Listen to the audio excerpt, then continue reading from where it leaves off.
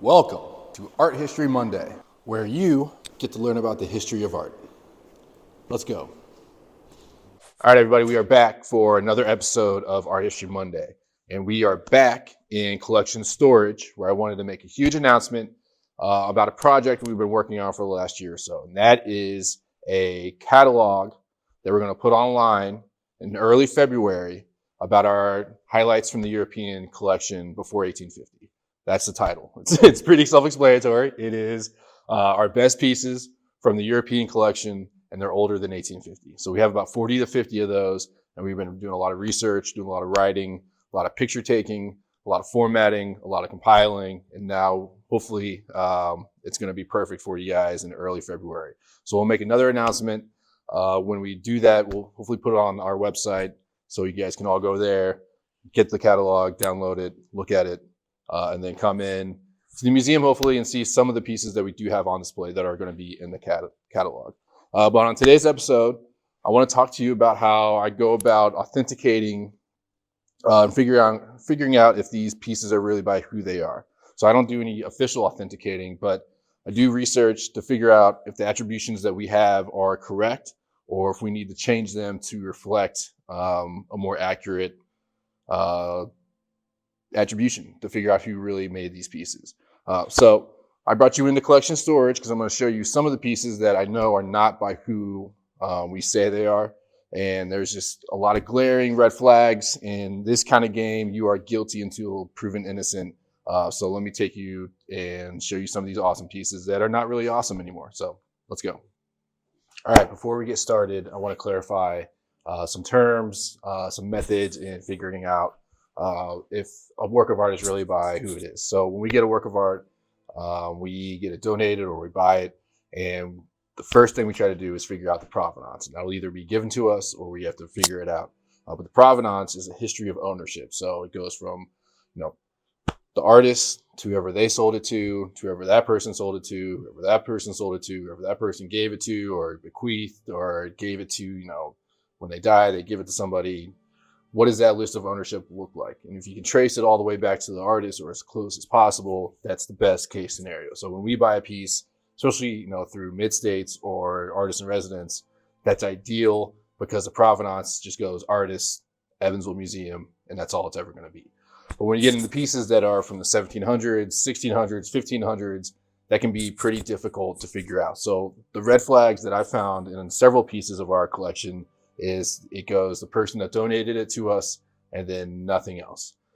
So that's some red flags. The pieces that we feel very confident in attributing to, we can trace it back to whoever gave it to us, wherever they bought it, whatever collection they got it from, back to the artist. And we feel pretty comfortable doing that. Another way to figure out is just with your eyes and stylistically. And, a lot of attributions that we have in our files from the 50s and 60s are kind of shady.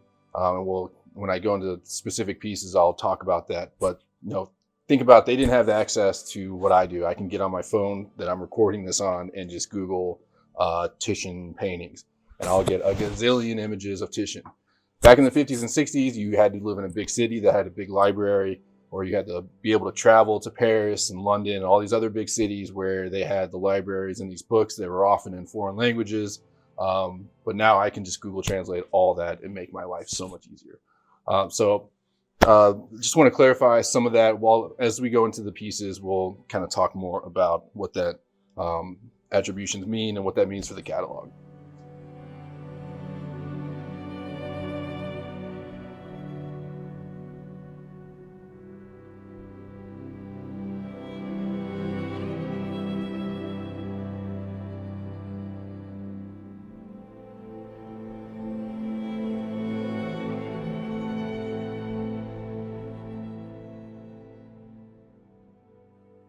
The first piece I'm going to show you is a penitent Magdalene that we attributed to Titian. And when I digged into our files, it actually came with several attributions or authentications from professors and art historians from the 50s and 60s. And there's one by a guy named Giuseppe Fiacco, who was a professor at Venice. And he was kind of the head guy of Titian works back then. However, there is luckily there is a guy whose name, let me look at his name, David Lewis, who wrote a whole paper going into the provenance of our Titian piece. And he talked to a professor at Michigan named Dr. Wethy, who wrote a catalog raisonné on Titian, and he asked about these authentications by these people. Now, Dr. Wethy goes on to say that this Giuseppe Fiacco had a reputation of giving very loose attributions so people could make quick sales and make some money. So that can kind of just show you how even if you have an attribution, it doesn't really mean anything. But we also have attributions by a guy named Dr. Emil Spaeth and just a Theo Geisenberger who worked for a gallery. Their attributions, along with Fiacco, there's nothing really in depth about what they say. They just say, hey, my name's this, I'm an expert, and I believe this to be a work by Titian. So automatically there's some red flags because there's nothing really no concrete evidence. There's no listing of this work in a catalog in the past. There's no property list from a collection back in the day. There's just no provenance that we can really say, yes, this is coming from Titian.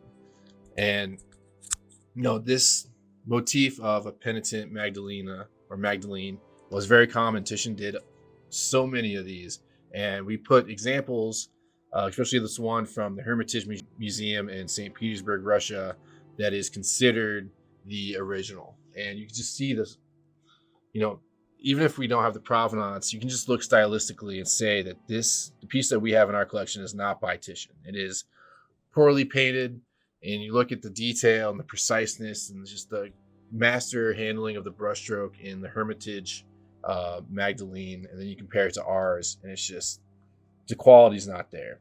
And also, Titian was known for his colors, his blues and his ability to paint flesh. And in ours, it's just such a dark background that it's not a painting by a high Renaissance Venetian artist. This is done by someone working in the Baroque or trying to apply the Baroque aesthetic to Titian's Magdalene. And it's just, there's no way that Titian actually painted this, because this style of a dark background doesn't really emerge until 100 years later, with the stark contrast between dark and light and the chiaroscuro. Caravaggio, who's an Italian artist, he really makes that kind of the fashion of the day, and every artist starts to follow him. But he doesn't come until way later after Titian. So we just don't believe that this is a real Titian, and it will not be in the European catalog.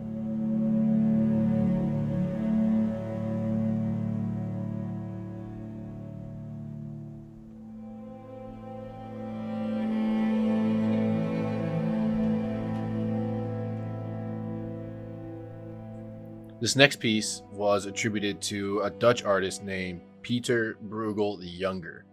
He had a father named Pieter Brueghel the Elder, and they were a very famous family back in the day for Dutch art. They had very characteristic work. Their colors, their compositions really stuck out, and they had their own individualistic style. Their masterpieces are in the biggest museums in the world, and they put on full display just their ability to create chaos and tell stories, but also be very harmonious with their figures and how they interact and with each other and with their space they are in.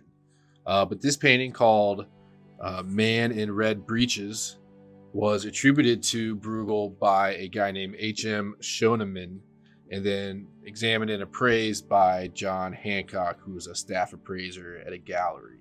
You have these authentications, and just like the Titian, it really just, this paper says, I am an expert, I looked at it, and it's by this artist. This does have the look of a Brueghel the Younger, but there's just some things that are off, and I'm going to kind of show you some examples of pieces that are known to be attributed to him, and then ours. And the biggest difference stylistically is the way they painted the face in our rendition of a Brueghel, there's just very little emotion and action and expression in our pieces. And then when you look at his, that's what they were, he was a master at telling stories through people's faces. And no matter where you were in the composition, you could be in the foreground, you could be in the background, the spotlight could be on you, it could be just kind of just a background character, but Brueghel knew how to paint your face and tell your story through that, and that's just lacks in ours. Especially with the woman in the corner or woman in the window talking to the guy, and then especially when the comparison of our guy playing the bagpipe and then this other figure playing the bagpipe. I mean, that's a guy playing a bagpipe, and ours is he's just sitting there. So going through the attributions, it kind of, even though we have a PhD saying that it's real, I just don't feel comfortable enough attributing it to Brueghel and then putting it in the catalog, because it's just, you compare the preciseness and just the ability to paint figures in the real, the original paintings compared to ours. There's just a huge difference in quality. It just painted by somebody who we would not consider a master of Dutch art.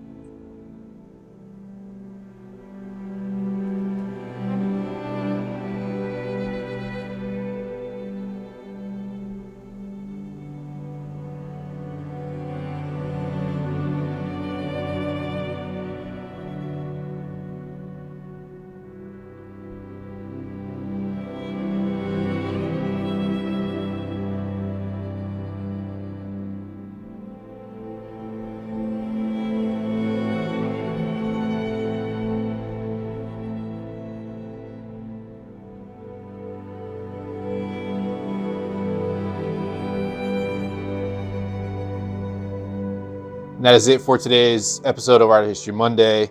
Hopefully you guys gained a little bit of insight of how we go about trying to figure out authentications, attributions, and figuring out, is a work of art that's given to us really by who the donor says it is. So stay tuned for next week's episode of Art History Monday, and especially stay tuned for early February when we're going to drop the catalog, and it's going to be free for everybody. So download it, look at it, read it, share it. I think it's going to be really informational and something everyone's going to enjoy looking through our incredible collection. So see you next week.